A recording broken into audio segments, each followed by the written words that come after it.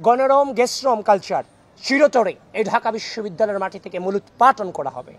ক্যান্টিনে ফাও খাওয়া থেকে শুরু করে রাজনৈতিক যে অপসংস্কৃতিগুলো ছিল বিরাজমান, সেই রাজনৈতিক অপসংস্কৃতিগুলো চিরতরে মূলোৎপাটন করা হবে।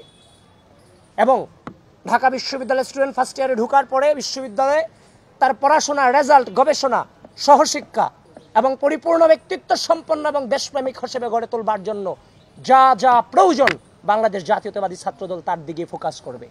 এবং একটা স্টুডেন্ট যখন ঢাকা বিশ্ববিদ্যালয়ে প্রবেশ করে, একটা মধ্যবিত্ত এবং নিম্ন মধ্যবিত্ত পরিবার থেকে যখন সে উঠে আসে, তার বাবা মা তার খরচ সেভাবে চালাতে পারে না।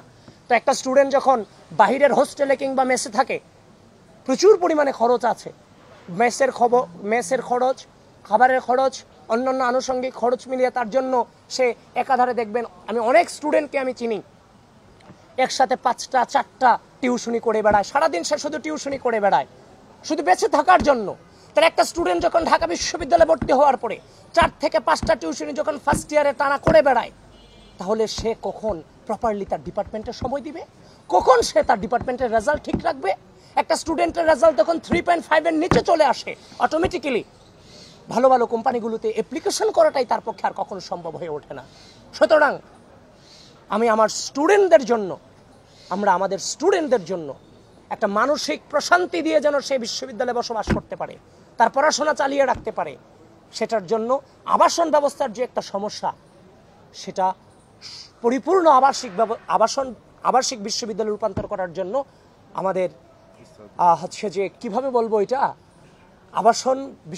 পরিপূর্ণ আবাসিক বিশ্ববিদ্যালয়ে রূপান্তর করার জন্য সবচাইতে বেশি প্রচেষ্টা থাকবে এবং ফোকাস থাকবে আমাদের ওই দিকটাতে। দেখেন, এই বিশ্ববিদ্যালয়ে কিন্তু আমি চিরকালের জন্য বসবাস করতে আসি নাই, চিরকালের জন্য কিন্তু বসবাস করতে আসি নাই। আমি এখানে আসছি, একটা টেবিল দরকার, আমার একটা মাথার উপরে ছাউনি দরকার, যেখানে বসে আমি পড়াশোনাটা কমপ্লিট করে রেজাল্টটা নিয়ে বেরোয় আমি গিয়ে বাংলাদেশকে লিড করতে পারি। ব্যাপারটা তো তাই। আমাকে কেন বিল্ডিং দিতে হবে? আমার যদি সামর্থ্য না থাকে, আমি টিনের চাল দিয়ে আমার স্টুডেন্টের জন্য আমি পড়ার ব্যবস্থা করব বিশ্ববিদ্যালয়ের নিরাপত্তার মধ্য দিয়ে। আমার বিল্ডিং করার জন্য আমার একটা স্টুডেন্ট বাহিরে থাকবে, সে প্রেসারে থাকবে, সেই ধারণা থেকে অবশ্যই বেরিয়ে আসতে হবে এবং সেটা বেরিয়ে আসবো ইনশাআল্লাহ।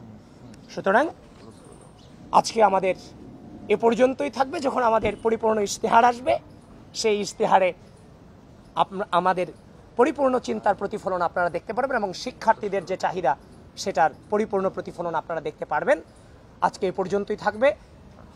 আর পরবর্তীর যে কর্মসূচি এবং কাজ, সেটা আমরা আপনাদেরকে পরবর্তীতে আমরা জানিয়ে দেব ইনশাআল্লাহ। সকলে ভালো থাকবেন, সুস্থ থাকবেন, আমাদের জন্য আপনারা দোয়া রাখবেন।